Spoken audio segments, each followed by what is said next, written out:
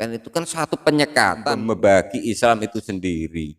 Jadi itu harusnya kita arahkan lah bahwa Islam itu satu. Asyhadu alla ilaha illallah itu ya memang Islam itu sendiri, tidak boleh dipecah-pecah, ada syariat, ada thariqah.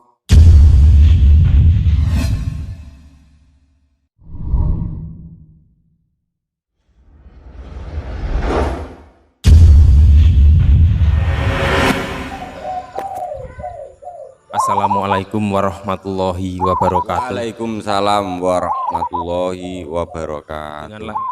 Alhamdulillah bertemu lagi dengan kami Syekh Jati Channel. Pada kesempatan kali ini kami ingin sekedar share tentang Islam atau hakikat Islam.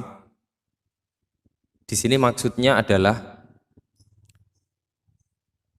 bagaimana cara kita mensikapi dari Islam yang banyak sekali versi maupun jenis yang ada di dalamnya. Maksudnya di sini seperti syariat, thariqah, hakikat, ma'rifat. Kemudian ada juga Sunni, Syiah, mungkin juga ada Islam abangan dan Islam putihan juga. Memang hal ini adalah salah satu keagungan Allah yang diberikan kepada seluruh umat Islam. Tapi kenapa kita sendiri sebagai umat Islam tidak mampu mengkondisikan sifat keagungan Allah untuk betul-betul mencintai kekayaan Islam dengan segala budaya, adat, dan yang lainnya. Mohon diberikan sekedar pencerahan untuk hal ini supaya dari teman-teman semua, dari umat-umat Islam semua menjadi lebih sadar terhadap apa yang terjadi di dalam polemik Islam di masyarakat. Alhamdulillah, memang pada dasarnya Islam itu terpecah sangat banyak sekali. Tapi tidak seharusnya kita terpecah belah, tercerai-berai.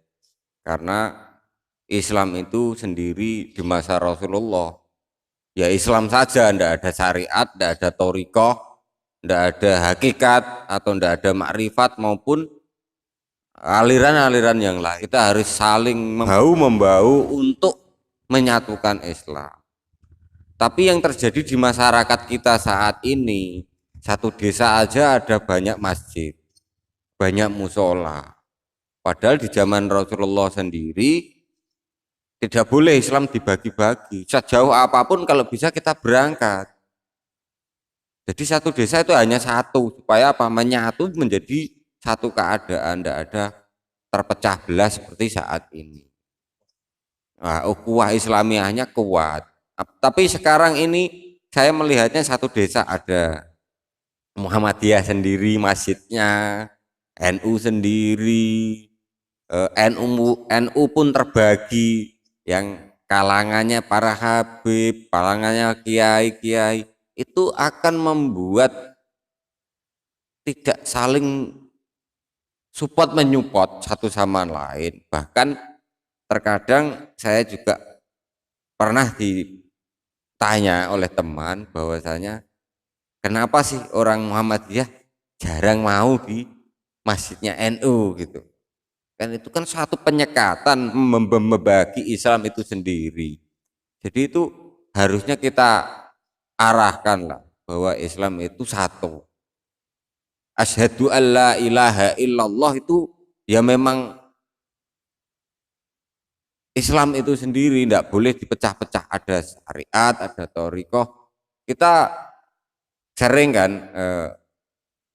orang thariqah itu merendahkan orang syariat karena merasa ilmunya lebih tinggi lah, pengetahuannya tentang hati lebih tinggi atau zikirnya lebih kuat. Tidak boleh seperti itu kalau kita mau maju Islam kita.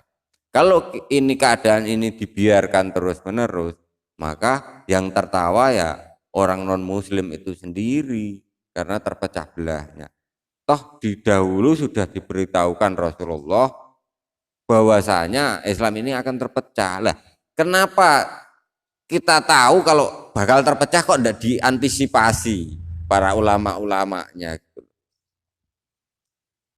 Terus yang kedua mengenai hakikat syariat itu sendiri tidak jalan saat ini.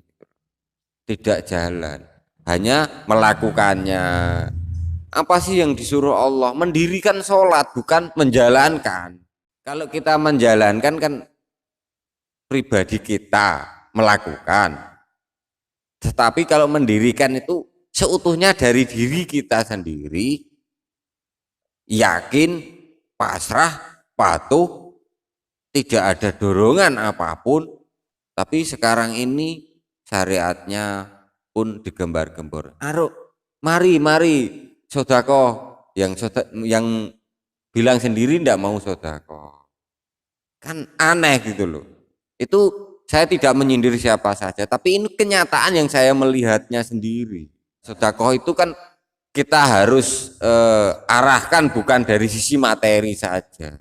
Orang butuh kok rohani, orang butuh kok pemikiran untuk menenangkan pemikiran orang lain dari pemikiran-pemikiran kita, dari tenaga kita. Itu kan juga sodako, itu kan hakikat sodako itu sendiri, hakikat syariat itu sendiri. Untuk yang selanjutnya mengenai hakikat toriko, ini babakan hati, sudah tidak ada kaitannya dengan orang lain. Dari mulai membangun diri, membangun jati diri, itulah toriko itu.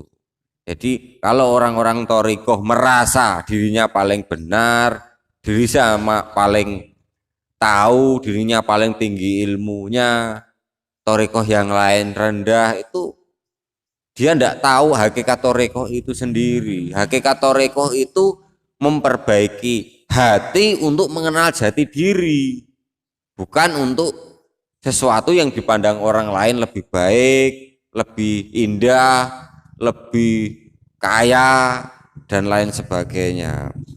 Untuk mengenai hakikat makrifat sendiri itu sebuah pendahuluan yang pernah disampaikan bahkan di channel kita, bahwasanya Awwaluddin Ma'rifatullah, itu kita harus betul-betul pahami hakikat makrifat. Bukan makrifat itu memandang sesuatu yang jauh, mengetahui sesuatu yang belum diketahui, tidak. Makrifat itu sendiri secara kalau kita memperhatikan mobil itu punya rem dan kopling, itulah makrifat, hakikat makrifatnya. Untuk mengoper kalau pas naik, untuk mengoper pas turun, dan mengerem ketika ada belokan jalan. Jadi kita itu tahu persis hanya Allah yang mampu melakukan, yang mampu mengerem semua yang terjadi ini. Jadi kehidupan semua ini yang ngatur Allah dan yang ngerem Allah.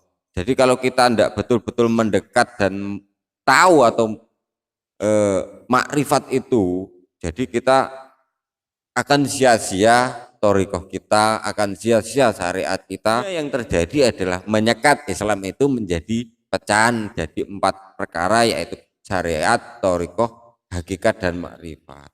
Bahkan dari pecahan-pecahan syariat itu memecah lagi menjadi bagian kalangan-kalangan tersendiri yang enggak cocok dengan kiai A, lebih cocok dengan kiai B. Dia akan mencari celah-celah itu. Yang terpenting kita harus bersatu. Bersatu di dalam bermasyarakat, bersatu di dalam bernegara, bersatu di dalam melawan pandemi saat ini. Jadi kalau kita tidak bersatu, yang masjid sana untuk kalangan yang sana, masjid sana kalangan yang sana, kalaupun ada dana terkumpul tidak akan sampai kepada mana-mana, tetapi ya golongannya masing-masing. Ya, terima kasih sekali untuk penjelasannya, para sahabat semua. Di sini kita sudah dijelaskan bahwa ada beberapa hakikat di dalam Islam. Hakikat syariat, hakikat thorikoh, dan hakikat makrifat. Dan mungkin juga masih ada hakikat-hakikat yang lain yang tidak bisa terurai dengan video-video pendek seperti ini. Hakikat dari syariat adalah laku hidup kita atau keseharian kita atau kebaikan-kebaikan yang kita ketahui dan kita jalankan. Kemudian hakikat dari thariqah adalah kondisi hati kita, dan hakikat dari ma'rifat adalah pencarian atau perenungan jati diri kita untuk menuju kepada hakikat yang sebenarnya. Maka pada saat kita mampu menggabungkan dari ketiganya tersebut, kita mungkin akan bisa memahami bahwa agama ini betul-betul datang dari Allah. Atau mungkin kita akan lebih yakin. Jadi di sini sesuatu yang yakin itu akan lebih mengedepankan hakikat. Jadi kita tidak lagi memandang perbedaan, tapi kita memandang sumber. Sumber semua itu bisa terlahirkan. Pernahkah kita melihat sebuah mata air yang selalu mengalirkan airnya yang begitu bening, begitu menyegarkan, dan di situ setiap orang yang datang, yang lewat, semua boleh merasakan kesejukan air tersebut. Semuanya boleh mencicipi, semua boleh merasakan, dan di situ kita tidak perlu memberi kotak atau mengkotak-kotak di tiap-tiap golongan kita, karena pada dasarnya air adalah sumber dari kehidupan kita yang untuk menghidupi semua umat manusia, bukan di dalam sebuah golongan-golongan agama atau aliran-aliran tertentu. Semoga bermanfaat. Wallahu a'lam bishawab. Wassalamualaikum warahmatullahi wabarakatuh. Waalaikumsalam warahmatullahi wabarakatuh.